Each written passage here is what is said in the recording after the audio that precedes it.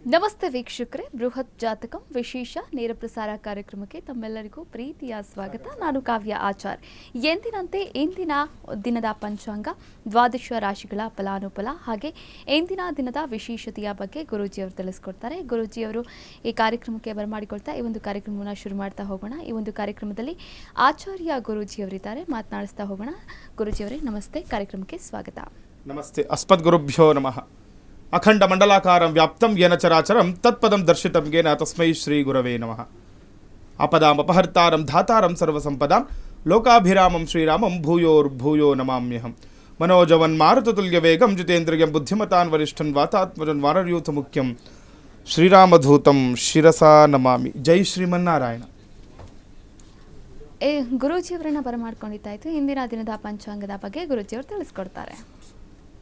ನೋಡಿ, ತಿಥಿ, ವಾರ, ನಕ್ಷತ್ರ, ಯೋಗ ಮತ್ತು ಕರ್ಣಗಳನ್ನೇ ನಾವು ಪಂಚಾಂಗ ಅಂತ ಹೇಳುವಂಥದ್ದು. ಯಾರೆಲ್ಲ ದಿನನಿತ್ಯವೂ ಕೂಡ ಪ್ರಾತಃ ಕಾಲಗಳಲ್ಲಿ ಈ ಪಂಚಾಂಗವನ್ನು ಶ್ರವಣ ಮಾಡ್ತಾರೆ, ಹಾಗೆ ಪಠಣವನ್ನು ಮಾಡ್ತಾರೆ, ಅವರಿಗೆ ಅನೇಕ ಫಲಗಳು ಸಿಗುತ್ತೆ, ಆ ದಿನ ಅಭಿವೃದ್ಧಿ ಆಗುತ್ತೆ, ಏನಾದರೂ ಶುಭ ಕಾರ್ಯ ಮಾಡಲಿಕ್ಕೂ ಕೂಡ ಅನುಕೂಲಗಳಾಗುತ್ತೆ ಅಂತ. ಯಾಕಂದರೆ ಕೆಲವೊಂದು ತಿಥಿಗಳಲ್ಲಿ ಆಗಲಿ, ಕೆಲವೊಂದು ವಾರಗಳಲ್ಲಿ ಆಗಲಿ, ಕೆಲವೊಂದು ನಕ್ಷತ್ರಗಳನ್ನು ನಾವು ಅಶುಭ ತಿಥಿ, ಅಶುಭ ವಾರ, ಅಶುಭ ನಕ್ಷತ್ರ ಅಂತೆಲ್ಲ ನೋಡಿರ್ತೀವಿ.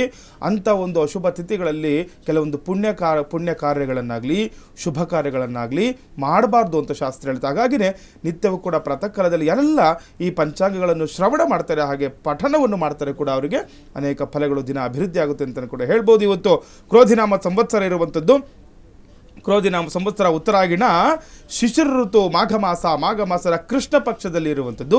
ಮಾಘ ಮಾಸದ ಕೃಷ್ಣ ಪಕ್ಷ ದ್ವಿತೀಯ ತಿಥಿ ಈ ದಿನವನ್ನು ನೋಡ್ಬೋದು. ಇದರ ಜೊತೆ ನಾವು ಈ ದಿನದ ಒಂದು ನಕ್ಷತ್ರ ನೋಡಿದಾಗ ಪುಬ್ಬ ನಕ್ಷತ್ರ, ಅತಿಗಂಡ ಯೋಗ, ತೈತುಲ ಕರ್ಣವನ್ನು ಕೂಡ ನಾವು ಈ ದಿನದ ಪಂಚಾಂಗಗಳಲ್ಲಿ ತಿಳ್ಕೊಬೋದಾಗಿದೆ. ಅಂದರೆ ಇದರ ಜೊತೆ ರಾಹುಕಾಲ, ಗುಳಿಕ ಕಾಲ ಹಾಗೆ ಯಮಗಂಡ ಕಾಲಗಳನ್ನು ಕೂಡ ನಾವು ಅವಶ್ಯಕವಾಗಿ ತಿಳ್ಕೊಬೇಕಾಗುತ್ತೆ. ಯಾಕಂದರೆ ಯಾವುದೇ ಒಂದು ರಾಹುಕಾಲಗಳಲ್ಲಿ ಆಗಲಿ ಅಥವಾ ಯಮಗಂಡ ಕಾಲಗಳಲ್ಲಿ ಆಗಲಿ ಶುಭ ಕಾರ್ಯಗಳನ್ನು ಮಾಡಬಾರ್ದು, ಶುಭ ಪ್ರಯಾಣಗಳನ್ನು ಮಾಡಬಾರ್ದು, ಪ್ರಾರಂಭ ಮಾಡಬಾರ್ದು ಅಂತ ಶಾಸ್ತ್ರ ಹೇಳುತ್ತೆ. ಹಾಗಾಗಿ ಈ ದಿನದ ರಾಹುಕಾಲವನ್ನು ನೋಡಿದಾಗ ಈ ದಿನ ರಾಹುಕಾಲ 11 ಗಂಟೆ 6 ನಿಮಿಷದಿಂದ 12 ಗಂಟೆ 34 ನಿಮಿಷದವರೆಗೆ ಈ ದಿನ ರಾಹುಕಾಲವನ್ನು ನೋಡ್ಬೋದು. ಇನ್ನು ಯಮಗಂಡ ಕಾಲ 3 ಗಂಟೆ 29 ನಿಮಿಷದಿಂದ 4 ಗಂಟೆ 57 ನಿಮಿಷದವರೆಗೆ ಈ ದಿನ ನಾವು ಯಮಗಂಡ ಕಾಲವನ್ನು ಕೂಡ ನಾವು ಅವಶ್ಯಕವಾಗಿ ತಿಳ್ಕೊಬೋದಾಗಿದೆ. ಇನ್ನು ಗುಳಿಕ ಕಾಲ 8 ಗಂಟೆ 11 ನಿಮಿಷದಿಂದ 9 ಗಂಟೆ 38 ನಿಮಿಷದವರೆಗೆ ನಾವು ಗುಳಿಕ ಕಾಲವನ್ನು ಕೂಡ ನಾವು ತಿಳ್ಕೊಬಹುದು. ಇದರ ಜೊತೆ ಬ್ರಾಹ್ಮಿ ಮುಹೂರ್ತ ತುಂಬ ಶ್ರೇಷ್ಠ ಅಂತ ಹೇಳುತ್ತೆ. ಬ್ರಾಹ್ಮಿ ಮುಹೂರ್ತ ಜಪತಪ ಹೋಮ ಮಾಡ್ಕೊಳ್ಳಿಕ್ಕೆ ಅಥವಾ ಏನಾದರೂ ಗೃಹ ಪ್ರವೇಶ ಮಾಡ್ಕೊಳ್ತಾ ಇರ್ತಾರೆ ನೋಡಿ, ಬ್ರಾಹ್ಮಿ ಮುಹೂರ್ತ ಟೈಮಿಂಗ್ಸ್ ಕೇಳ್ತಾ ಇರ್ತಾರೆ ಗುರುಗಳೇ, ಬ್ರಾಹ್ಮಿ ಮುಹೂರ್ತದಲ್ಲಿ ಮಾಡಿ ಅಂತ. ತುಂಬ ಪ್ರಶಸ್ತವಾದ ಸಮಯ ಅಂತ ಕೂಡ ಹೇಳ್ಬೋದು. 5 ಗಂಟೆ 4 ನಿಮಿಷದಿಂದ 5 ಗಂಟೆ 54 ನಿಮಿಷದವರೆಗೆ ಈ ದಿನ ಬ್ರಾಹ್ಮಿ ಮುಹೂರ್ತವನ್ನು ಕೂಡ ನಾವು ತಿಳ್ಕೊಬಹುದು. ಇದರ ಜೊತೆ ದಿನದ ಸೂರ್ಯೋದಯ ಮತ್ತು ಸೂರ್ಯಾಸ್ತಮವನ್ನು ನೋಡಿದಾಗ ಸೂರ್ಯೋದಯ ಬೆಳಿಗ್ಗೆ 6 ಗಂಟೆ 43 ನಿಮಿಷಕ್ಕೆ ಸೂರ್ಯೋದಯವಾದರೆ ಸಂಜೆ 6 ಗಂಟೆ 25 ನಿಮಿಷಕ್ಕೆ ಈ ದಿನ ಸೂರ್ಯಾಸ್ತಮವಾಗುವುದನ್ನು ಕೂಡ ನಾವು ನೋಡಬಹುದಾಗಿದೆ. ಇಂದಿನ ದಿನದ ಪಂಚಾಂಗದ ಬಗ್ಗೆ ಗುರೂಜಿಯವರು ತಿಳಿಸ್ಕೊಟ್ರು. ಇನ್ನು ದ್ವಾದಶ ರಾಶಿಗಳ ಫಲಾನುಫಲಗಳು ಹೇಗಿದೆ ಅನ್ನೋದನ್ನ ಗುರೂಜಿಯವರು ತಿಳಿಸ್ಕೊಡ್ತಾರೆ. ನೋಡಿ, ಮೇಷ, ವೃಷಭ, ಮಿಥುನ, ಕಟಕ, ಸಿಂಹ, ಕನ್ಯಾ, ತುಲಾ, ವೃಶ್ಚಿಕ, ಧನಸ್ಸು, ಮಕರ, ಕುಂಭ ಮತ್ತು ಮೀನರಾಶಿಗಳು ತುಂಬ ವಿಶೇಷವಾಗಿರುವಂಥದ್ದು. ಮಾಘ ಮಾಸ ಶುಕ್ರವಾರ ಬಂದಿರುವಂಥದ್ದು. ಸರ್ವ ಮಂಗಳ ಮಾಂಗಲ್ಯೆ ಶಿವೆ ಸರ್ವಾರ್ಥ ಸಾಧಿಕೆ ಶರಣ್ಯೆ ತ್ರಯಂಬಕೆ ದೇವಿ ನಾರಾಯಣಿ ನಮೋಸ್ತುತೆ. ನಮಸ್ತೆಸ್ತು ಮಹಾಮಾಗೆ ಶ್ರೀಪೀಠೆ ಸುರಪೂಜಿತೆ ಶಂಖ ಚಕ್ರ ಗದಾ ಹಸ್ತೆ ಮಹಾಲಕ್ಷ್ಮಿ ನಮೋಸ್ತುತೆ ಅಂತ ಮಹಾಲಕ್ಷ್ಮಿಯನ್ನು ಯಾರೆಲ್ಲ ಈ ಋಣಬಾಧೆಯಿಂದ ಸಾಲಬಾಧೆಯಿಂದ ಬಳಲ್ತಾ ಇರ್ತೀರಾ, ಮನೆಯಲ್ಲಿ ಹಣ ನಿಲ್ತಾ ಇರಲ್ಲ, ಸಾಮಾನ್ಯವಾಗಿ ಹೇಳ್ತಾ ಇರ್ತಾರೆ ತುಂಬ ಚೆನ್ನಾಗೆ ದುಡಿತಾ ಇದ್ದರು, ವ್ಯಾಪಾರ ಉದ್ಯೋಗ ಅಭಿವೃದ್ಧಿ ಆಗಿದ್ರೂ ಕೂಡ ಮನೆಯಲ್ಲಿ ಹಣ ನಿಲ್ತಾ ಇರಲ್ಲ, ದ್ರವ್ಯ ಲಾಭ ಆಗ್ತಾ ಇರಲ್ಲ, ತೊಂದರೆ ಅನುಭವಿಸ್ತಾ ಇರ್ತಾರೆ ಹಣದ ವಿಚಾರವಾಗಿ. ಅಂಥವರು ಈ ದಿನ ವಿಶೇಷವಾಗಿ ಮಹಾಲಕ್ಷ್ಮಿಯನ್ನು, ಮಾಘ ಮಾಸದ ಮಹಾಲಕ್ಷ್ಮಿ ಆ ಪೂಜೆಯನ್ನು ಕೂಡ ಈ ದಿನ ಮನೆಯಲ್ಲಿ ಮಾಡಿಕೊಂಡಾಗ ಒಂದು ದೀಪಾರಾಧನೆ ಮಾಡಿ ಒಂದು ತುಪ್ಪದ ದೀಪವನ್ನು ಹಚ್ಚಿದಾಗ ನಮಗೆ ಅನುಕೂಲಗಳಾಗುತ್ತೆ. ಮಹಾಲಕ್ಷ್ಮಿಯ ಕೃಪಾ ಕಟಾಕ್ಷ ಕೂಡ ಪಾತ್ರರಾಗಬಹುದು ಅಂತ ಶಾಸ್ತ್ರದಲ್ಲಿರುವಂಥ. ಇದರ ಜೊತೆ ಈ ದಿನದ ದ್ವಾದಶ ರಾಶಿಗಳ ಫಲಾನುಫಲ ನೋಡಿದಾಗ ಪ್ರಥಮ ರಾಶಿ ಮೇಷರಾಶಿಗೆ ನೋಡುವಂಥದ್ದು. ನೋಡಿ, ಈ ದಿನ ಯಾರೆಲ್ಲ ಮೇಷರಾಶಿಗಳು ಇರ್ತೀರ, ಇಂದು ನೀವು ಮಾನಸಿಕ ಸ್ಥಿರತೆ ಮತ್ತು ಶಾಂತಿಯನ್ನು ವಾತಾವರಣವನ್ನು ಅನುಭವಿಸಲಿದ್ದೀರಿ ಅಂತ ಹೇಳ್ತಾ ಇದ್ದೀರಿ. ನೋಡಿ, ಏನೆಲ್ಲ ಇವತ್ತು ತುಂಬ ಕಷ್ಟದ ವಾತಾವರಣಗಳನ್ನು ನೀವು ಅನುಭವಿಸಿರ್ತೀರಿ ಹಿಂದೆ ಎಲ್ಲ, ಇದರೇನಾಗುತ್ತೆ ತುಂಬ ಮಾನಸಿಕವಾಗಿ ನೆಮ್ಮದಿಯಿಂದ ಇರ್ತೀರಾ, ಶಾಂತಿಯಿಂದ ಇರ್ತೀರಾ ಅಂತ ಹೇಳುವಂಥದ್ದು. ಈಗ ಕುಟುಂಬದಲ್ಲಿ ಆಗಲಿ ಅಥವಾ ನಿಮ್ಮ ವ್ಯಾಪಾರ ಉದ್ಯೋಗ ಕ್ಷೇತ್ರಗಳಲ್ಲಿ ಯಾರೆಲ್ಲ ಈ ಮೇಷರಾಶಿಯವರಿಗೆ ಕಿರಿಕಿರಿ ಆಗ್ತಾ ಇರುತ್ತೆ, ಅಶಾಂತಿ ಆಗ್ಬಿಟ್ಟಿರುತ್ತೆ. ಕೆಲವರಿಗೆ ಈಗ ಕೆಲಸಕ್ಕೆ ಹೋಗ್ಬೇಕೇ ಅಂತಾರಲ್ಲ, ಈಗ ಬೆಳಗ್ಗೆ ಎದ್ದರೆ ಇವತ್ತು ಕೆಲಸಕ್ಕೆ ಹೋಗ್ಬೇಕೇನಪ್ಪ, ಈ ರೀತಿಯಲ್ಲಿ ಮಾನಸಿಕವಾಗಿ ಏನಾದರೂ ಕಷ್ಟ ಅನುಭವಿಸ್ತಿದ್ದವ್ರಿಗೆ ಈ ದಿನ ಒಳ್ಳೆ ದಿನ ಅಂತ ಹೇಳ್ಬೋದು. ಮಾನಸಿಕವಾಗಿ ನೀವು ಏನೆಲ್ಲ ತೊಂದರೆಗಳು ಅನುಭವಿಸ್ತಿರ್ತೀರಾ ಅವೆಲ್ಲವಕ್ಕೂ ಕೂಡ ನಿಮಗೆ ಪರಿಹಾರ ಸಿಗುತ್ತೆ, ಶಾಂತತೆ ಕೂಡ ಸಿಗುವಂಥದ್ದು ಈ ದಿನ ಇರುವಂಥದ್ದು. ಇದರ ಜೊತೆ ದ್ರವ್ಯಾನುಕೂಲ ಆಗುವಂಥದ್ದು. ನೋಡಿ, ಹಣದ ವಿಚಾರವಾಗಿ ದ್ರವ್ಯಾನುಕೂಲ ಅಂದರೆ ಕೆಲವೊಂದು ಹಣದ ವಿಚಾರವಾಗಿ ಮೋಸ ಹೋಗ್ಬಿಟ್ಟಿರ್ತೀರಾ, ತೊಂದರೆಗೀಡಾಗಿರ್ತೀರಾ, ಹಣ ಖರ್ಚಾಗ್ಬಿಟ್ಟಿರುತ್ತೆ, ಅಥವಾ ಹಣ ಏನಾದರೂ ಕಳೆದೋಗ್ಬಿಟ್ಟಿರುತ್ತೆ. ಇವೆಲ್ಲವಕ್ಕೂ ಕೂಡ ಅನುಕೂಲದ ವಾತಾವರಣ ಸೃಷ್ಟಿಯಾಗುವಂಥದ್ದು, ಅಥವಾ ನಿಮ್ಮ ಸಾಲ ಮರುಪಾವತಿ ಆಗುವಂತಹ ಸನ್ನಿವೇಶ ಕೂಡ ಇದನ್ನು ಎದುರಾಗುತ್ತೆ ಅಂತಲೂ ಕೂಡ ಹೇಳ್ಬೋದು ಈ ದಿನ ಮೇಷರಾಶಿಯವರಿಗೆ.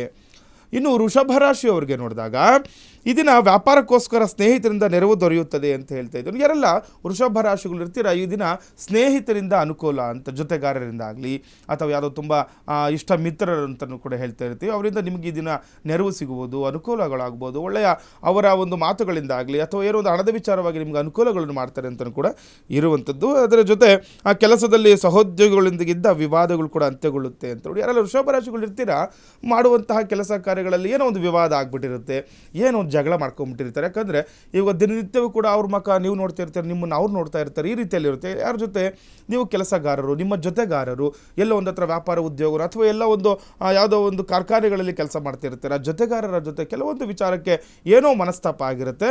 ಅವೆಲ್ಲವಕ್ಕೂ ಕೂಡ ಪರಿಶಮನ ಆಗುತ್ತೆ, ಪರಿಹಾರ ಸಿಗುತ್ತೆ, ಅನುಕೂಲಗಳಾಗುವಂತಹ ಸನ್ನಿವೇಶ ಕೂಡ ಈ ದಿನ ಎದುರಾಗುವಂಥದ್ದು ವೃಷಭ ರಾಶಿಯವರಿಗೆ.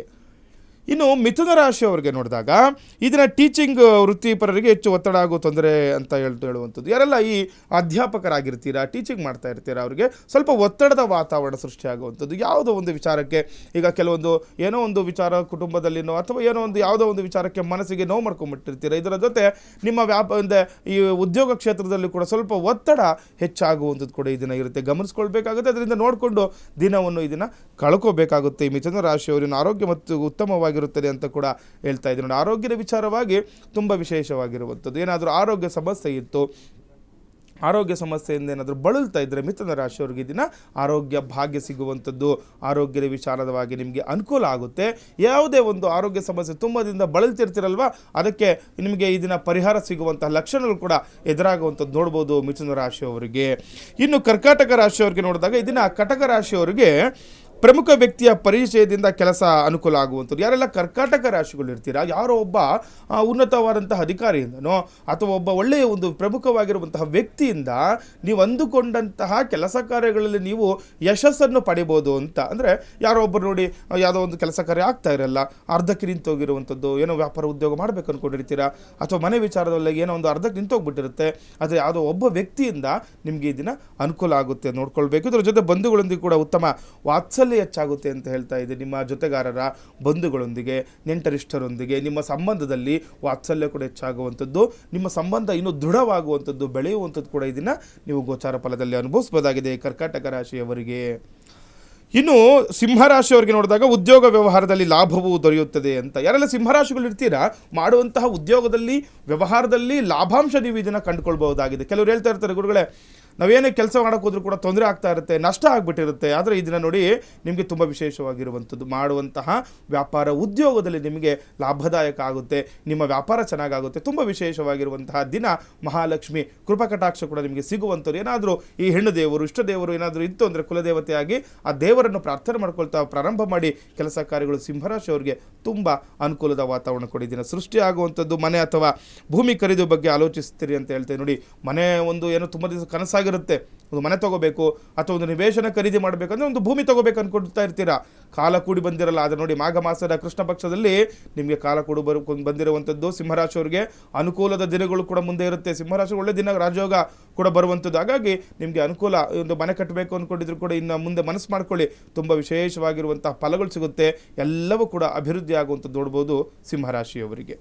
ಇನ್ನು ಕನ್ಯಾ ರಾಶಿಯವರಿಗೆ ನೋಡಿದಾಗ ಹಣ ವ್ಯವಹಾರದಲ್ಲಿ ಬಹಳ ಎಚ್ಚರಿಕೆ ಅಗತ್ಯ ಇರುವಂಥದ್ದು. ಯಾರೆಲ್ಲ ಕನ್ಯಾ ರಾಶಿಗಳು ಇರ್ತೀರಾ, ಹಣದ ವಿಚಾರವಾಗಿ ಅಥವಾ ಏನಾದರೂ ವ್ಯವಹಾರ ಮಾಡ್ಕೊಳ್ಬೇಕು ಅಂದ್ಕೊಂಡಿದ್ರೆ ಜಾಗೃತರಾಗಿ ಮಾಡಬೇಕಾಗುತ್ತೆ. ನೋಡಿ ಏನು ಹೇಳ್ತಾ ಇದೆ, ಬಹಳ ಎಚ್ಚರಿಕೆ ಅಗತ್ಯ ಅಂತ. ಅಂದರೆ ಸುಮ್ಮನೆ ಏನೋ ಮೋಸ ಹೋಗುವ ಸಾಧ್ಯತೆನೋ ಅಥವಾ ಯಾರಾದರೂ ನಿಮ್ಮನ್ನು ಮೋಸ ಮಾಡುವಂಥದ್ದು ಅಥವಾ ಏನಾದರೂ ಹಣ ಕಳೆದುಕೊಳ್ಳುವಂತಹ ಒಂದು ಸನ್ನಿವೇಶ ಕೂಡ ಎದುರಾಗುವಂಥದ್ದು ಕೂಡ ನೀವು ಇದನ್ನು ಎದುರಿಸಬೇಕಾಗುತ್ತೆ.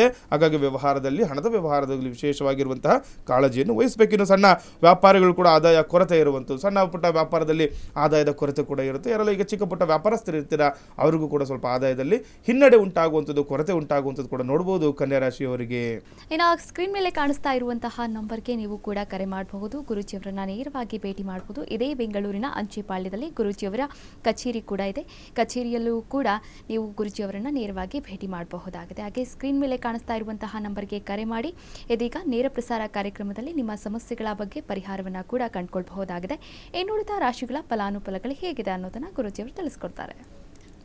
ನೋಡಿ, ಮುಂದಿನ ರಾಶಿ ತುಲಾ ರಾಶಿ. ಇದನ್ನ ತುಲಾ ರಾಶಿಯವರಿಗೆ ಏನೆಲ್ಲ ಅನುಕೂಲಗಳಿದೆ ಅಥವಾ ಏನೆಲ್ಲ ಅನಾನುಕೂಲಗಳಿದೆ ತಿಳಿಯುವಂಥದ್ದು. ಇದನ್ನ ಎಲೆಕ್ಟ್ರಾನಿಕ್ ಉಪಕರಣಗಳ ವ್ಯಾಪಾರಿಗಳಿಗೆ ಉತ್ತಮ ಅಭಿವೃದ್ಧಿ ಇರುವಂಥದ್ದು ತುಲಾ ರಾಶಿಯವರಿಗೆ. ಎಲ್ಲ ಈ ತುಲಾ ರಾಶಿಯವರು ಎಲೆಕ್ಟ್ರಾನಿಕ್ಗೆ ಸಂಬಂಧಪಟ್ಟಂಥದ್ದು ಈ ಉಪಕರಣಗಳ ಒಂದು ವ್ಯಾಪಾರ ಮಾಡ್ತಾ ಇರ್ತಾರೆ ಅಥವಾ ಆ ವ್ಯವಹಾರಗಳನ್ನು ಮಾಡ್ತಾ ಇರ್ತಾರೆ, ಅವರಿಗೆ ಅಭಿವೃದ್ಧಿ ಆಗಿರುವಂಥದ್ದು. ಇದನ್ನ ತುಂಬ ವಿಶೇಷವಾಗಿರುತ್ತೆ, ನೋಡ್ಕೊಳ್ಬೇಕು. ಏನಾದರೂ ಈಗ ಈ ಕರೆಂಟ್ ಕೆಲಸ ಮಾಡೋರಿಗೆ ಆಗಲಿ ಅದರ ಅಥವಾ ಏನಾದರೂ ಅದನ್ನು ವ್ಯಾಪಾರ ಮಾಡ್ತಾ ಇರ್ತಾರೆ ಅಂಥವ್ರಿಗೂ ಕೂಡ ಇದನ್ನ ಅಂಗಡಿಗಳಲ್ಲಿ ಕೂಡ ಅಭಿವೃದ್ಧಿ ಆಗುವಂಥದ್ದು ತುಂಬ ವಿಶೇಷವಾಗಿರುವಂಥದ್ದು. ಯಥೇಚ್ಛವಾಗಿ ದ್ರವ್ಯಾನುಕೂಲ, ಹಣದ ಒಳ ಹರಿವು ಕೂಡ ಹೆಚ್ಚಾಗುವಂಥದ್ದು ಕೂಡ ಇರುತ್ತೆ. ಇದನ್ನು ಇನ್ನು ಕೆಲಸ ಕಾರ್ಯಗಳಲ್ಲಿ ಮಂದಗತವಾಗಿರುತ್ತದೆ ಅಂತ ಹೇಳ್ತಾರೆ. ಆದರೆ ಒಂದು ಕೆಲಸ ಕಾರ್ಯಗಳಲ್ಲಿ ಸ್ವಲ್ಪ ನಿಧಾನಗತಿಯಲ್ಲಿ ಕೂಡ ಸಾಗಿದ್ರೂ ಕೂಡ ನಿಮಗೆ ಅನುಕೂಲ ಆಗುತ್ತೆ ಅಂತ. ಕೆಲವೊಂದು ವಿಚಾರದಲ್ಲಿ ನೋಡಿ, ಕೆಲವರು ಅನ್ಕೊಂಡ್ಬಿಡ್ತಾರೆ ತುಂಬ ಬೇಗ ಕೆಲಸ ಕಾರ್ಯಗಳು ಆಗಬೇಕು ಅಂತ. ಆದರೆ ಕೆಲವೊಂದು ಸಂದರ್ಭ ಸಮಯ ಅಂತ ಬಂದಾಗ ಕೆಲವೊಂದು ನಿಧಾನಗತಿಯಲ್ಲಿ ಕೆಲಸ ಆದರೂ ಕೂಡ ಅದರಲ್ಲಿ ಕೂಡ ನೀವು ಯಶಸ್ಸನ್ನು ಪಡೆಯಬಹುದು. ಯಾಕಂದರೆ ನಿಧಾನ ಆದರೂ ಕೂಡ, ತಡ ಆದರೂ ಕೂಡ ಅದನ್ನು ಶೀಘ್ರವಾಗಿ ಅಂದರೆ ನೀವು ಏನು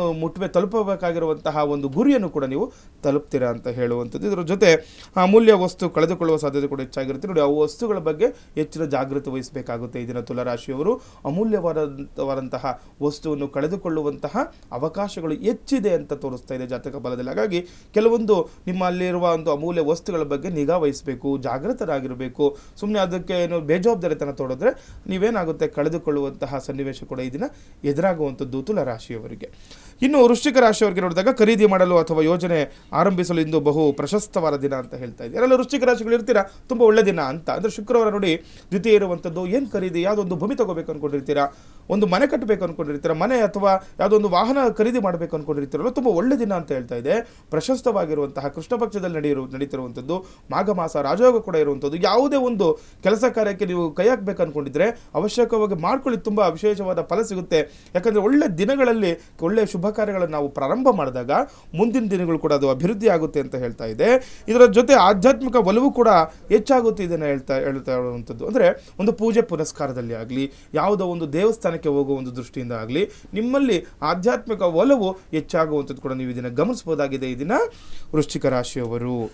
ಇನ್ನು ಧನುರಾಶಿಯವರಿಗೆ ನೋಡಿದಾಗ ವಿದೇಶಕ್ಕೆ ಸಂಬಂಧಪಟ್ಟಂತೆ ವ್ಯವಹಾರದಲ್ಲಿ ಹೆಚ್ಚಿನ ಅನುಕೂಲ ಈ ದಿನ ಅಂತ. ನೋಡಿ, ಯಾರೆಲ್ಲ ಧನುರಾಶಿಗಳು ಇರ್ತೀರಾ, ವಿದೇಶಕ್ಕೆ ಸಂಬಂಧಪಟ್ಟಂತಹ ವ್ಯಾಪಾರದಲ್ಲಿ ಆಗಲಿ ಅಥವಾ ವ್ಯವಹಾರದಲ್ಲಿ ಆಗಲಿ ಅಥವಾ ವಿದೇಶಕ್ಕೆ ಹೋಗುವಂತಹ ಒಂದು ಏನಾದರೂ ಕೆಲವರು ವಿದ್ಯಾಭ್ಯಾಸಕ್ಕೆ ಹೋಗಬೇಕಾಗಿರುತ್ತೆ ಅಥವಾ ಏನಾದರೂ ವಿದೇಶ ಪ್ರಯಾಣ ಮಾಡಬೇಕು ಅಂದ್ಕೊಂಡಿರೋರಿಗೆ ಅನುಕೂಲದ ವಾತಾವರಣ ಸೃಷ್ಟಿಯಾಗುವಂಥದ್ದು ಧನುಸ್ಸು ರಾಶಿಯವರಿಗೆ ವಿದೇಶಕ್ಕೆ ಸಂಬಂಧಪಟ್ಟಂತಹ ವಿಚಾರದಲ್ಲಿ ತುಂಬ ವಿಶೇಷವಾಗಿ ಅನುಕೂಲಗಳಾಗುತ್ತೆ. ಏನಾದರೂ ಒಂದು ಕೆಲಸ ಕಾರ್ಯ ಆಗಬೇಕು ಅಂದ್ಕೊಂಡಿದ್ರೆ ಅಥವಾ ಏನೋ ಕೆಲವರು ಇನ್ವೆಸ್ಟ್ಮೆಂಟ್ ಮಾಡ್ತಾ ಇರ್ತಾರೆ, ಹೂಡಿಕೆ ಮಾಡ್ತಾ ಇರ್ತಾರೆ, ಅವ್ರಿಗೂ ಕೂಡ ಅನುಕೂಲ ಆಗುತ್ತೆ, ಮಾಡ್ಕೋಬೋದು ಈ ದಿನ. ಮತ್ತು ದೂರದ ಸಂಬಂಧಿಗಳ ಆಗಮನ ಹಾಗೂ ಅವರಿಂದ ಅನುಕೂಲ ಕೂಡ ಆಗುವಂಥದ್ದು. ನೋಡಿ, ನಿಮ್ಮ ಸಂಬಂಧಿಕರಿಂದ ಅನುಕೂಲ ಅಂತ ಹೇಳ್ತಾ ಇದೆ. ಯಾರೋ ಒಬ್ಬರು ಬರ್ಬೋದು ನಿಮ್ಮ ಮನೆಗೆ, ಯಾವುದೋ ಒಂದು ವಿಚಾರಕ್ಕೆ ಅನುಕೂಲ ಮಾಡ್ತಾರೆ. ಏನೋ ಒಂದು ಕುಟುಂಬದಲ್ಲಿ ಅಶಾಂತಿ ಇರುವಂಥದ್ದು ಅಥವಾ ಏನೋ ನೆಮ್ಮದಿ ಕಳ್ಕೊಂಬಿಟ್ಟಿರ್ತೀರಾ, ಅದೆಲ್ಲವಕ್ಕೂ ಕೂಡ ಇದರ ಪರಿಹಾರ ಸಿಗುವಂಥದ್ದು. ನಿಮ್ಮ ದೂರದ ಸಂಬಂಧಿಕರಿಂದ ಅನುಕೂಲದ ವಾತಾವರಣ ಕೂಡ ಕೆಲವೊಂದು ವಿಷಯದಲ್ಲಿ ನಿಮಗೆ ಇದನ್ನು ಅನುಕೂಲಗಳು ಆಗುವಂಥದ್ದು ಧನುರಾಶಿಯವರಿಗೆ. ಇನ್ನು ಮಕರ ರಾಶಿಯವರಿಗೆ ನೋಡಿದಾಗ ಬಹಳ ಕಾಲದಿಂದ ಕಾಡುತ್ತಿದ್ದ ಸಮಸ್ಯೆಗೆ ನಿವಾರಣೆ ಆಗುತ್ತೆ ಅಂತ. ನೋಡಿ, ಒಬ್ಬ ಮಕರ ರಾಶಿಗೆ ಏನು ಹೇಳ್ತಾ ಇದೆ, ಯಾವುದೋ ಒಂದು ತುಂಬ ಸಮಸ್ಯೆಯನ್ನು ಕಾಡ್ತಾ ಇರುತ್ತೆ ನಿಮಗೆ. ಒಂದು ವ್ಯಾಪಾರ ಉದ್ಯೋಗ ಕ್ಷೇತ್ರದಲ್ಲಿ ಆಗಲಿ, ಏನೋ ಸುಮ್ಮನೆ ಕಿರಿಕಿರಿ ಆಗ್ತಾ ಇರುತ್ತೆ, ವ್ಯಾಪಾರ ಅಭಿವೃದ್ಧಿ ಆಗ್ತಾ ಇರಲ್ಲ, ಅಥವಾ ಕುಟುಂಬದಲ್ಲಿ ಸಂಸಾರದಲ್ಲಿ ಯಾವುದೋ ಒಂದು ದಿನನಿತ್ಯವೂ ಕೂಡ ತಾಪತ್ರೆ ಆಗ್ತಾ ಇರುತ್ತೆ, ವ್ಯಾಪಾರ ಉದ್ಯೋಗ ನಷ್ಟ ಹೋಗ್ಬಿಟ್ಟಿರ್ತೀರಾ, ಮದುವೆ ವಿಚಾರದಲ್ಲಿ ಕಷ್ಟ ಆಗಿರುತ್ತೆ, ಎಜುಕೇಷನ್ ಓದುವ ವಿಚಾರದಲ್ಲಿ ಕಷ್ಟ ಆಗಿರುತ್ತೆ. ಇವೆಲ್ಲವಕ್ಕೂ ಕೂಡ ಇದನ್ನು ಪರಿಹಾರ ಆಗುವಂಥದ್ದು. ನೋಡಿ, ತುಂಬ ದಿವಸದಿಂದ ಕಾಡ್ತಿದ್ದ ಯಾರೋ ಆರೋಗ್ಯ ಸಮಸ್ಯೆ ಆಗಲಿ ಅದಕ್ಕೂ ಕೂಡ ಇದನ್ನು ನಿಮಗೆ ಪರಿಹಾರ ಸಿಗುವಂಥ ಲಕ್ಷಣಗಳು ಕೂಡ ಮಕರ ರಾಶಿಯವರಿಗೆ ಹೆಚ್ಚಾಗಿರುವಂಥದ್ದು. ಇನ್ನು ಹಣ್ಣು ತರಕಾರಿ ವ್ಯಾಪಾರಿಗಳಿಗೆ ಲಾಭ ದೊರೆಯುತ್ತದೆ ಅಂತ ನೋಡಿ. ಒಳ್ಳೆಯ ದಿನಗಳಲ್ವಾ, ಹಬ್ಬದ ಹರಿದಿನಗಳು ದಿನಗಳಾಗಿರುವುದರಿಂದ ನಿಮಗೇನಾಗುತ್ತೆ, ಹಣ್ಣು ಮಾಡೋರಿಗೆ ಅಥವಾ ಈ ತರಕಾರಿ ಹೂ ಮಾರಾಟ ಮಾರೋರಿಗೂ ಕೂಡ ತುಂಬ ವಿಶೇಷವಾದ ಲಾಭ ಸಿಗುವಂಥದ್ದು. ವ್ಯಾಪಾರದಲ್ಲಿ ಅಭಿವೃದ್ಧಿ ಕೂಡ ಕಾಣ್ತೀರಾ ಮಕರ ರಾಶಿಯವರು. ಇನ್ನು ಕುಂಭರಾಶಿಯವರಿಗೆ ನೋಡಿದಾಗ ಐಷಾರಾಮಿ ವಸ್ತುಗಳ ಖರೀದಿಯಲ್ಲಿ ನಿಮ್ಮ ಆಸಕ್ತಿ ಹೆಚ್ಚಾಗುವಂಥದ್ದು. ಯಾರೆಲ್ಲ ಕುಂಭರಾಶಿಗಳು ಇರ್ತೀರ, ಮನೆಗೆ ಬೇಕಾಗಿರುವಂತಹ ಐಷಾರಾಮಿ ವಸ್ತುಗಳಾಗಲಿ ಅಥವಾ ನಿಮಗೆ ಬೇಕಾಗಿರುವಂತಹ ಐಷಾರಾಮಿ ವಸ್ತುಗಳ ಖರೀದಿಗೋಸ್ಕರ ಈ ದಿನ ಮನಸ್ಸು ಮಾಡ್ತೀರಾ, ತುಂಬ ಆಲೋಚನೆ ಮಾಡ್ತೀರಾ, ಅದ್ರ ಬಗ್ಗೆ ಚಿಂತೆ ಮಾಡುವಂಥದ್ದು ಕೂಡ ಇರುವಂಥದ್ದು. ನಿಮ್ಮ ಆಸಕ್ತಿ ಕೂಡ ಈ ದಿನ ಹೆಚ್ಚಾಗುತ್ತೆ ಅಂತ ಹೇಳ್ತಾ ಇದೆ. ಆದರೆ ಕುಟುಂಬದಲ್ಲಿ ಕಲಹಗಳು ಶೋಚನೆ ಇರುವಂಥದ್ದು, ಅಂದರೆ ಕುಟುಂಬದಲ್ಲಿ ವಿನಾಕಾರಣ ಆ ಕಲಹಗಳಾಗುವಂಥದ್ದು, ಜಗಳಗಳಾಗುವಂಥದ್ದು. ವಿನಾಕಾರಣ ಸುಮ್ಮನೆ ಏನೋ ಈಗ ಐಷಾರಾಮಿ ವಸ್ತು ತಗೋಬೇಕು ಅಂತಂದರೆ ಕೆಲವೊಂದು ಹಣವನ್ನು ನೀವು ಇನ್ವೆಸ್ಟ್ ಮಾಡಬೇಕಾಗುತ್ತೆ, ಹಣ ಖರ್ಚು ಮಾಡಬೇಕಾಗುತ್ತೆ. ಇದರಿಂದ ಕೆಲವೊಂದು ತೊಂದರೆಗಳು ಅನುಭವಿಸೋದು ಅಥವಾ ಕುಟುಂಬದಲ್ಲಿ ಕೆಲವರಿಗೆ ಇಷ್ಟ ಆಗದಿರೋ ಈ ಥರ ಸ್ವಲ್ಪ ಮಾತುಕತೆ ಆಗುವಂತಹ ಸನ್ನಿವೇಶ ಎದುರಾಗಬಹುದು. ಹಾಗಾಗಿ ನೋಡ್ಕೊಂಡು ಈ ದಿನವನ್ನು ಕಳಿಬೇಕಾಗುತ್ತೆ ಕುಂಭರಾಶಿಯವರು. ಇನ್ನು ಕಡೆಯ ರಾಶಿ ಮೀನರಾಶಿ. ವ್ಯವಹಾರಗಳಲ್ಲಿ ಅಭಿವೃದ್ಧಿ ಅಂತ. ಯಾರೆಲ್ಲ ಮೀನರಾಶಿಗಳು ಇರ್ತೀರಾ, ಇದನ್ನು ಏನೇ ವ್ಯವಹಾರಗಳನ್ನು ಮಾಡ್ಕೊಳ್ಳಿ, ಅಭಿವೃದ್ಧಿ ಆಗ್ತೀರಾ. ಯಾರಾದರೂ ಒಂದು ಸೈಟ್ ತೊಗೋಬೇಕು ಅಂದ್ಕೊಂಡಿದ್ರೆ ನೋಡಿ, ಮುಂದುವರಿರಿ, ನಿಮಗೆ ಅನುಕೂಲ ಆಗುವಂಥದ್ದು, ಅಭಿವೃದ್ಧಿ ಆಗುತ್ತೆ. ಮುಂದಿನ ದಿನಗಳು ಕೂಡ ನಿಮಗೆ ಅನುಕೂಲ ತರುವಂತಹ ದಿನ ಅಂತ ಹೇಳ್ಬೋದು. ಕುಟುಂಬದಲ್ಲಿ ಸಂತೋಷದ ವಾತಾವರಣ ಕೂಡ ಈ ದಿನ ಇರುತ್ತೆ ಅಂತ ಹೇಳ್ತಾ ಇದ್ದೀನಿ. ನೋಡಿ, ಕುಟುಂಬದಲ್ಲಿ ಏನಾದರೂ ಕಲಹಗಳಿದ್ದು ಇಂದಿನ ದಿನಗಳಲ್ಲಿ ಸ್ವಲ್ಪ ಕಷ್ಟ ಅನುಭವಿಸ್ತಾ ಇದ್ರೆ, ಕುಟುಂಬದಲ್ಲಿ ಸುಖ ಇಲ್ಲ ಅಂತಂದರೆ ಇದನ್ನು ನೋಡಿ ತುಂಬ ಒಳ್ಳೆ ದಿನ. ಕುಟುಂಬದ ಜೊತೆ ನೀವು ಇದನ್ನು ಕಳಿಬೇಕಾಗುತ್ತೆ. ಸುಖ, ಶಾಂತಿ, ನೆಮ್ಮದಿ ಎಲ್ಲವನ್ನು ಕೂಡ ಈ ದಿನ ಕಂಡುಕೊಳ್ಬಹುದು. ಯಾಕೆಂದರೆ ಕೆಲವೊಂದು ವಿಚಾರಗಳಿಗೆ ಏನೋ ಮನಸ್ತಾಪ ಆಗಿರುತ್ತೆ, ಅದನ್ನೇ ನಾವು ಮುಂದುವರ್ಸ್ಕೊಂಡು ಹೋದರೆ ಎಲ್ಲ ಕೆಲಸ ಕಾರ್ಯಗಳಲ್ಲಿ ನಷ್ಟ ಅನುಭವಿಸ್ತೀರ. ಹಾಗಾಗಿ ಇದನ್ನ ತುಂಬ ಒಳ್ಳೆ ದಿನ ಅಂತ ಹೇಳ್ತಿರುವಂಥದ್ದು. ಮೀನರಾಶಿಯವರಿಗೆ ಕುಟುಂಬದ ಕಡೆ ಗಮನವನ್ನು ಕೊಡಿ, ಅನುಕೂಲದ ವಾತಾವರಣ ಸಿಗುವಂಥದ್ದು. ಆರ್ಥಿಕವಾಗಿ ಕೂಡ ಅನುಕೂಲ ಆಗುತ್ತೆ. ಯಾವಾಗ ಕುಟುಂಬದಲ್ಲಿ ಸುಖ, ಶಾಂತಿ, ನೆಮ್ಮದಿ ಇರುತ್ತೆ, ಹಣದ ವಿಚಾರವಾಗಿ ಕೂಡ ಅನುಕೂಲ ಆಗುತ್ತೆ. ಯಾಕಂದರೆ ಈಗ ಕುಟುಂಬದಲ್ಲಿ ಚೆನ್ನಾಗಿತ್ತಂದರೆ ಅಲ್ವಾ, ನಾವೆಲ್ಲ ಒಂದು ಹತ್ರ ಕೆಲಸ ಕಾರ್ಯ ಮಾಡೋಕ್ಕೆ ನಮ್ಗೆ ಅನುಕೂಲ ಆಗುತ್ತೆ, ಮನಸ್ಸು ಬರುತ್ತೆ. ಆ ಮನಸ್ಸು ಬಂದಾಗ ಮಾಡುವಂತಹ ಕೆಲಸಗಳ ಅಭಿವೃದ್ಧಿಯಾಗಿ ನಿಮಗೆ ಧನಾಗಮದ ನಿರೀಕ್ಷೆ ಕೂಡ ನೀವು ಇದನ್ನು ಮಾಡ್ಬೋದಾಗಿದೆ ಮೀನರಾಶಿಯವರು. ದ್ವಾದಶ ರಾಶಿಗಳ ಫಲಾನುಫಲಗಳು ಹೇಗಿದೆ ಅನ್ನೋದನ್ನ ಗುರೂಜಿಯವರು ತಿಳಿಸ್ಕೊಟ್ರು. ಇಂದಿನ ದಿನದ ವಿಶೇಷತೆಯಲ್ಲಿ ನವಗ್ರಹ ಪೂಜೆಗಳ ಒಂದು ಮಹತ್ವದ ಬಗ್ಗೆ ಗುರೂಜಿಯವರು ನಿನ್ನೆಯಷ್ಟೇ ತಿಳಿಸ್ಕೊಟ್ಟಿದ್ರು. ಇನ್ನು ಪ್ರಥಮವಾಗಿ ನೋಡೋದಾದ್ರೆ ಸೂರ್ಯ ಗ್ರಹನಿಗೆ ಯಾವ ರೀತಿ ಪೂಜೆಯನ್ನ ಮಾಡಬೇಕು, ಹಾಗೆ ಯಾವ ಧಾನ್ಯವನ್ನ ಅರ್ಪಣೆ ಮಾಡಬೇಕು, ಯಾವ ಬಣ್ಣದ ವಸ್ತ್ರವನ್ನ ಅರ್ಪಣೆ ಮಾಡಬೇಕು, ಹೇಗೆ ಪೂಜೆಯನ್ನ ಮಾಡಬೇಕು ಅನ್ನೋದನ್ನ ಗುರೂಜಿಯವರು ತಿಳಿಸ್ಕೊಡ್ತಾರೆ. ನೋಡಿ, ನಾವು ನಿನ್ನೇನು ಕೂಡ ಮಾತಾಡಿದ್ವಿ ನವಗ್ರಹಗಳ ವಿಚಾರ ಅಂತ. ಕೆಲವರು ಕೇಳ್ತಾ ಇರ್ತಾರೆ, ಗುರುಗಳೇ ನವಗ್ರಹಗಳು ಎಲ್ಲರೂ ಕೂಡ ಹೇಳ್ತಾ ಇರ್ತಾರೆ, ಏನು ದಾನ ಮಾಡಬೇಕು, ಯಾವ ರೀತಿ ಪೂಜೆ ಮಾಡಿಕೊಳ್ಬೇಕು ಅಂತ. ನಮ್ಮ ಸೂರ್ಯಾಯ ಚಂದ್ರಾಯ ಮಂಗಳಾಯ ಬುಧಾಯ ಚ ಗುರುಶುಕ್ರ ಶನಿಭ್ಯಶ್ಚ ರಾಹವೇ ಕೇತವೇ ನಮಃ. ದಿನನಿತ್ಯವೂ ಕೂಡ ಪ್ರಾತಃ ಕಾಲದಲ್ಲಿ ನೋಡಿ, ಇದೇನು ದೊಡ್ಡ ಮಂತ್ರ ಏನಲ್ಲ, ಈಸಿಯಾಗಿ ಬೇಗ ಕಲ್ತ್ಕೊಳ್ಳುವಂಥ ಮಂತ್ರ. ಈ ಮಂತ್ರವನ್ನು ಯಾರು 9 ಬಾರಿ ದಿನನಿತ್ಯವೂ ಕೂಡ ಪ್ರಾತಃ ಕಾಲದಲ್ಲಿ ಜಪ ಮಾಡ್ತಾರೆ, ಪಠಣೆಯನ್ನು ಮಾಡ್ತಾರೆ, ಆ ದಿನ ಅಭಿವೃದ್ಧಿ ಆಗುತ್ತೆ. ಅವರು ಹೋಗುವಂತಹ ಕೆಲಸ ಕಾರ್ಯಗಳಲ್ಲಿ ಯಶಸ್ಸನ್ನು ಪಡಿತಾರೆ ಅಂತ ತಿಳ್ಕೊಬೇಕು. ಹಾಗಾಗಿ ಇದ್ರ ಜೊತೆ ನಾವು ದಿನನಿತ್ಯವೂ ಕೂಡ ಒಂದೊಂದು ಗ್ರಹಗಳ ಬಗ್ಗೆ ತಿಳಿಸ್ಕೊಡ್ತಾ ಬರ್ತಾ ಇದ್ದೀವಿ. ನೋಡಿ, ಇವತ್ತು ಪ್ರಥಮ ಗ್ರಹ ಸೂರ್ಯಗ್ರಹ. ಸೂರ್ಯನನ್ನು ನಾವು ಕೆಲವೊಂದು ವಿಚಾರದಲ್ಲಿ ಹೇಳುತ್ತೆ ಶಾಸ್ತ್ರ, ಅರ್ಥವಿಲ್ಲದ ಪೂಜೆ ವ್ಯರ್ಥ ಅಂತ. ಅಂದರೆ ನಾವೇನೇ ಪೂಜೆ ಪುನಸ್ಕಾರ ದಾನ ಧರ್ಮಗಳನ್ನು ಮಾಡಿದ್ರೂ ಕೂಡ ನಾವು ಪೂರ್ಣ ಮನಸ್ಸಿನಿಂದ ದಾನ ಮಾಡಬೇಕು ಅಂತ ಹೇಳುತ್ತೆ, ಮತ್ತು ತಿಳಿದು ದಾನ ಮಾಡಬೇಕು ಅಂತ ಹೇಳುತ್ತೆ. ಯಾರೋ ಈ ಗುರುಗಳು ಹೇಳಿದ್ರು ನವಗ್ರಹಗಳು ದಾನ ಮಾಡಬೇಕಂತಪ್ಪ ಅಂತ ಹೇಳ್ಬಿಟ್ಟು ತಗೊಂಡೋಗಿ ಯಾರಿಗೊಬ್ರಿಗೆ ಕೊಟ್ಟರೆ ಅದು ನಮಗೆ ಪರಿಹಾರ ಆಗಲ್ಲ, ನಮಗೆ ಅದರಿಂದ ಅನುಕೂಲ ಕೂಡ ಆಗಲ್ಲ, ನಮಗೆ ಅಭಿವೃದ್ಧಿ ಕೂಡ ಆಗಲ್ಲ, ಫಲ ಸಿಗಲ್ಲ ಅಂತ ಹೇಳುತ್ತೆ. ಹಾಗಾಗಿ ಸೂರ್ಯನನ್ನು ನಾವು ಯಾಕೆ ಆರಾಧನೆ ಮಾಡಬೇಕು ಅಂತ ನೋಡಿ, ಸೂರ್ಯನನ್ನು ಸಾಮಾನ್ಯವಾಗಿ ಹೇಳ್ತಾರೆ ನವಗ್ರಹ ಮಂಡಲದಲ್ಲಿ ರಾಜಗ್ರಹ ಅಂತ. ಅಂದರೆ ಒಂದು ಮನೆಗೆ ತಂದೆ ರೀತಿ. ಒಬ್ಬ ಮನೆಗೆ ಒಂದು ಮನೆಗೆ ತಂದೆನೇ ಅಲ್ವಾ ಎಲ್ಲ ರಾಜನಿದ್ದಂಗೆ. ಆ ತಂದೆಯಿಂದಲೇ ನಮಗೆಲ್ಲವೂ ಕೂಡ ಬರುವಂಥದ್ದು. ಹಾಗಾಗಿ ರಾಜಗ್ರಹನಂಥ ಪಿತೃಕಾರಕ ಅಂತ ಹೇಳ್ತೀವಿ ಸೂರ್ಯನನ್ನು ನಾವು. ಈ ಪಿತೃಕಾರಕ ಏನು ಮಾಡ್ತಾನೆ, ಜಾತಕ ರೀತಿಯ ಏನಾದರೂ ತಂದೆಗೆ ಮತ್ತು ಮಕ್ಕಳಿಗೆ ಸಂಬಂಧಪಟ್ಟಂತಹ ಏನಾದರೂ ತೊಂದರೆಗಳಿದ್ದರೆ, ಈಗ ಸಾಮಾನ್ಯವಾಗಿ ಈಗ ತಂದೆ ಮಕ್ಕಳು ಅಂದರೆ ಇದ್ದೇ ಇರುತ್ತಲ್ವ, ಏನೋ ಒಂದು ಮನಸ್ತಾಪಗಳಾಗುವಂಥದ್ದು ಅಥವಾ ಏನಾದರೂ ಕಿರಿಕಿರಿ ಆಗ್ತಿರುತ್ತೆ. ಇನ್ನು ಕೆಲವರು ನೋಡಿದ್ರೆ ತುಂಬ ಅನ್ಯೋನ್ಯವಾಗಿರ್ತಾರೆ, ತುಂಬ ಚೆನ್ನಾಗಿರ್ತಾರೆ, ನೋಡಿದ್ರೆ ಎಂಥ ಅಪ್ಪ ಮಕ್ಕಳಪ್ಪ ಅಂತ ಹೇಳ್ಕೊಳ್ತಿರ್ತಾರೆ. ಆದರೆ ಇನ್ನು ಕೆಲವರಿಗೆ ಏನಾಗ್ತಿರುತ್ತೆ, ಅಪ್ಪನ ಕಂಡ್ರೆ ಮಕ್ಕಳಿಗಾಗಲ್ಲ, ಅವ್ರನ್ನೆಲ್ಲೋ ಇರ್ತಾರೆ, ಇವರೆಲ್ಲೋ ಇರ್ತಾರೆ, ಈ ರೀತಿ ಎಲ್ಲ ಕೆಲವೊಂದು ಆಗ್ಬಿಟ್ಟಿರುತ್ತೆ.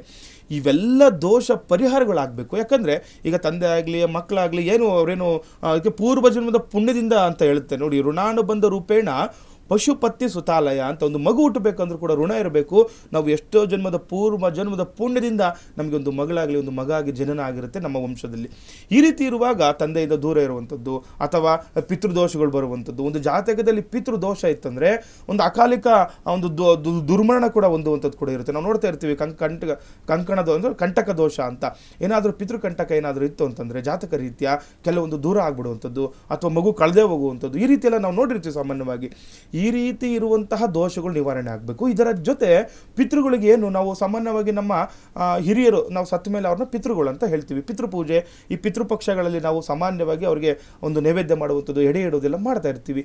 ಏನಕ್ಕೋಸ್ಕರ ಪಿತೃಪೂಜೆ ಮಾಡಬೇಕು, ಸೂರ್ಯನ ಯಾಕೆ ಆರಾಧನೆ ಮಾಡ್ಕೊಳ್ಬೇಕು ಅಂತಂದರೆ ನೋಡಿ, ಒಂದು ವಂಶ ಉದ್ಧಾರ ಆಗಬೇಕು, ಒಂದು ಮಗು ಆ ವಂಶದಲ್ಲಿ ಜನನ ಆಗಬೇಕು, ಅದು ಗಂಡಾಗಲಿ ಹೆಣ್ಣಾಗಲಿ ಜನನ ಆಗಬೇಕು ಅಂತಂದರೆ ನಮಗೆ ಪಿತೃಗಳ ಆಶೀರ್ವಾದ ಅವಶ್ಯಕವಾಗಿರಬೇಕಾಗುತ್ತದೆ. ನೋಡಿ, ನಮ್ಮಲ್ಲಿ ಏನು ಹೇಳುತ್ತೆ ನಮ್ಮ ಸಂಪ್ರದಾಯ, ನಮ್ಮ ಶಾಸ್ತ್ರದಲ್ಲಿ ನಮ್ಮ ಹಿರಿಯರು ಪೂಜ್ಯರಾಗಲಿ ನಮ್ಮ ಋಷಿಮುನಿಗಳು ಏನು ಹೇಳಿದ್ದಾರೆ ಅಂತಂದರೆ, ಒಬ್ಬ ಮನುಷ್ಯನ ವಂಶ ಉದ್ಧಾರ ಆಗಬೇಕು ಅಂತಂದರೆ ಪಿತೃಗಳ ಆಶೀರ್ವಾದದ ಜೊತೆ ನೋಡಿ, ಯಾಕೆ ಪಿತೃಗಳ ಆಶೀರ್ವಾದ ಇರಬೇಕು ಅಂತಂದರೆ ನಮಗೆ ಒಂದು ಭಗವಂತ ಕುಲದೇವರು ನಮಗೆ ಒಂದು ವಂಶ ಉದ್ಧಾರ ಆಗಲಿಕ್ಕೆ, ಒಂದು ಮಗು ಜನನ ಆಗಬೇಕಂತ ಆಶೀರ್ವಾದ ಮಾಡಬೇಕು ಅಂತಂದರೆ ಏನು ಪಿತೃಗಳನ್ನು ಕೇಳಿ ನಮಗೆ ಒಂದು ಕೊಡೋದಂತೆ. ಅಂದರೆ ನಮ್ಮ ವಂಶಕ್ಕೆ ಒಂದು ಮಗು ಜನನ ಆಗಬೇಕಂತಂದರೆ, ಸಂತಾನ ಭಾಗ್ಯ ಸಿಗಬೇಕು ಅಂತಂದರೆ ಆ ಒಂದು ಭಗವಂತನ ನಾವು ಕೇಳ್ಕೊಳ್ತಾ ಇರ್ತೀವಿ, ಭಗವಂತ ನಮ್ಮ ಮನೇಲಿ ಸಂತಾನ ಆಗ್ತಾ ಇಲ್ಲ, ನಮಗೊಂದು ಸಂತಾನ ಭಾಗ್ಯ ಕರುಣಿಸಂತ ಕೆಲವರು ಸಾಮಾನ್ಯ ಕೇಳ್ತಾ ಇರ್ತೀರಲ್ವಾ, ಆ ರೀತಿ ವರ ನಮಗೆ ಕೊಡಬೇಕು ಅಂತಂದರೆ ಪಿತೃಗಳ ಆಶೀರ್ವಾದದಿಂದ ನಮಗೆ ಒಂದು ಮಗು ಸಂತಾನ ಉತ್ಪತ್ತಿ ಆಗೋದಂತೆ.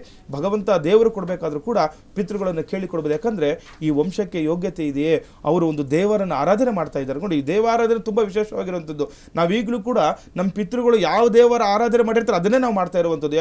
ಯಾರೋ ನಮ್ಗೆ ಇಷ್ಟ ಆಗಿದೆ ಅಂತೇಳಿ ಯಾವುದೋ ದೇವರ ಪೂಜೆ ಮಾಡಲಿಕ್ಕಾಗಲ್ಲ ನಾವು, ಯಾಕಂದರೆ ನಮ್ಮ ಹೆತ್ತ ತಂದೆ ತಾಯಿಗಳನ್ನೇ ನಾವು ತಂದೆ ತಾಯಿ ಅಂತ ಹೇಳುವಂಥದ್ದು, ಆಯಿತಾ. ಆ ರೀತಿ ಇರುವಂಥದ್ದು ಕೂಡ ಮನೆದೇವರು ಕೂಡ ನಮ್ಮ ವಂಶಾವಳಿಯಲ್ಲಿ ಇರುವಂತಹ ಮನೆದೇವರ ಪೂಜೆ ಕ್ರಮೇಣವಾಗಿ ಆಗ್ತಾ ಇದೆ. ಅದಕ್ಕೋಸ್ಕರ ವರ್ಷಕ್ಕೊಮ್ಮೆ ಆದರೂ ಕುಲದೇವರಿಗೆ ಹೋಗಿ ಕುಲದೇವರಲ್ಲಿ ಆರಾಧನೆ ಮಾಡಿಸಿ ಪೂಜೆ ಮಾಡಿಸಿ ಅಂತ ಹೇಳ್ತಾ ಇರ್ತಾರೆ. ಈ ರೀತಿ ಇರುವಂತಹ ಜಾತಕ ರೀತಿಯ ಏನಾದರೂ ಪಿತೃದೋಷಗಳಿದ್ದರೆ ಈ ಸೂರ್ಯನನ್ನು ಆರಾಧನೆ ಮಾಡ್ಕೊಳ್ಬೇಕು. ಓಂ ಸಂ ಸೂರ್ಯಾಯ ನಮಃ ಅಂತ ಮಂತ್ರವನ್ನು ಸೂರ್ಯೋದಯಕ್ಕೆ ಮೊದಲು ಯಾರು ಜಪವನ್ನು ಮಾಡ್ತಾರೆ ಅವರಿಗೆ ಮನೆಯಲ್ಲಿ ಸಂತಾನಪ್ರದ ಆಗುತ್ತೆ. ಏನಾದರೂ ಪಿತೃವಿಗೆ ಸಂಬಂಧಪಟ್ಟಂಥ ದೋಷಗಳಿದ್ರೂ ಕೂಡ ನಿವಾರಣೆ ಆಗುತ್ತೆ. ಇದರ ಜೊತೆ ನೋಡಿ, ಪ್ರಧಾನವಾಗಿರುವಂಥದ್ದು ಗೌರ್ಮೆಂಟ್ ಕೆಲಸದಲ್ಲಿ ಏನಾದರೂ ಯಾರಿಗಾದರೂ ತೊಂದರೆ ಆಗ್ತಾ ಇತ್ತು ಅಥವಾ ಎಜುಕೇಷನಲ್ಲಿ ತೊಂದರೆ ಆಗಿಬಿಟ್ಟಿದ್ದು, ಏನಾದರೂ ಗೌರ್ಮೆಂಟ್ ಎಕ್ಸಾಮ್ಗಳಲ್ಲಿ ಪದೇ ಪದೇ ತೊಂದರೆಗಳು ಆಗ್ತಾ ಇದ್ದರೆ, ಗೌರ್ಮೆಂಟ್ ವಿಚಾರದಲ್ಲಿ ಈಗ ಕೆಲವರು ಸರ್ಕಾರಿ ಕೆಲಸ ಬೇಕು ಅಂತೇಳಿ ತುಂಬ ಚೆನ್ನಾಗಿ ಜಾಸ್ತಿ ಓದ್ಕೊಂಡ್ಬಿಟ್ಟಿರ್ತಾರೆ, ಕೆಲಸ ಸಿಗ್ತಾ ಇರಲ್ಲ, ಕಷ್ಟ ಆಗ್ತಾ ಇರುತ್ತೆ, ಯಾರೋ ಮೂರನೇ ವ್ಯಕ್ತಿಯಿಂದ ಕಷ್ಟ, ಆ ರೀತಿ ತೊಂದರೆ ಆಗ್ತಾ ಇತ್ತು ಅಂದರೆ ಸೂರ್ಯನನ್ನು ಆರಾಧನೆ ಮಾಡ್ಕೊಳ್ಳಿ. ಕೆಂಪು ವಸ್ತ್ರವನ್ನು ದಾನ ಮಾಡಬೇಕಾಗುತ್ತೆ. ಇದಕ್ಕೆ ಗೋಧಿಯನ್ನು ದಾನ ಮಾಡಬೇಕು. ನೋಡಿ, ಗೋಧಿ ಮತ್ತು ಕೆಂಪು ವಸ್ತ್ರವನ್ನು ಒಂದು ದೇವಸ್ಥಾನಕ್ಕೆ ಆಗಲಿ ಅಥವಾ ಕುಲದೇವರಿಗಾಗಲಿ ಒಂದು ಸಮರ್ಪಣೆಯನ್ನು ಮಾಡಿ, ಸೂರ್ಯಗ್ರಹ ಜಾತಕದಲ್ಲಿ ನೀಚನಾಗಿದ್ದರೂ ಕೂಡ ನಿಮಗೆ ಒಳ್ಳೆ ಫಲಗಳನ್ನು ಕೊಡ್ತಾರೆ, ವಂಶ ಅಭಿವೃದ್ಧಿ ಆಗುತ್ತೆ. ಆರೋಗ್ಯ ಸಮಸ್ಯೆಯಿಂದ ಕೂಡ ನಿಮಗೆ ಚರ್ಮದ ಸಮಸ್ಯೆ ಏನಾದರೂ ಇತ್ತಂದ್ರೂ ಕೂಡ ನಿಮಗೆ ಅನುಕೂಲ ಆಗುವಂಥದ್ದು ಕೂಡ ಇರುತ್ತೆ ಈ ಸೂರ್ಯಗ್ರಹದಿಂದ ಅಂತ ಕೂಡ ನಾವು ಹೇಳ್ಬೋದು. ಇಂದಿನ ದಿನದ ಪಂಚಾಂಗ, ದ್ವಾದಶ ರಾಶಿಗಳ ಫಲಾನುಫಲಗಳು, ಹಾಗೆ ಸೂರ್ಯ ಗ್ರಹನಿಗೆ ಯಾವ ರೀತಿ ಪೂಜೆಯನ್ನು ಮಾಡಬೇಕು, ಏನು ಅರ್ಪಣೆ ಮಾಡಬೇಕು ಅನ್ನೋದರ ಬಗ್ಗೆ ಗುರುಜಿಯವರು ಮಾಹಿತಿಯನ್ನು ನೀಡಿದರು. ಧನ್ಯವಾದಗಳು ಗುರುಜಿ. ಲೋಕ ಸಮಸ್ತ ಸುಖಿನೋ ಭವಂತು, ಸಮಸ್ತ ಸನ್ಮಂಗಳಾನಿ ಭವಂತು. ಶ್ರೀಮತೇ ರಾಮಾನುಜಾಯ ನಮಃ. ಇದಾಗಿತ್ತು ಇಂದಿನ ಬೃಹತ್ ಜಾತಕಂ ವಿಶೇಷ ನೇರ ಪ್ರಸಾರ ಕಾರ್ಯಕ್ರಮ. ಮುಂದಿನ ಕಾರ್ಯಕ್ರಮದಲ್ಲಿ ನಾವು ನಿಮ್ಮನ್ನ ಭೇಟಿಯಾಗ್ತೀವಿ. ಅಲ್ಲಿವರೆಗೂ ನೀವು ನೋಡ್ತಾ ಇರಿ ಅಶ್ವವೇಗ ನ್ಯೂಸ್. ಇದು ಸತ್ಯಾನ್ವೇಷಣೆಯ ಓಟದಲ್ಲಿ.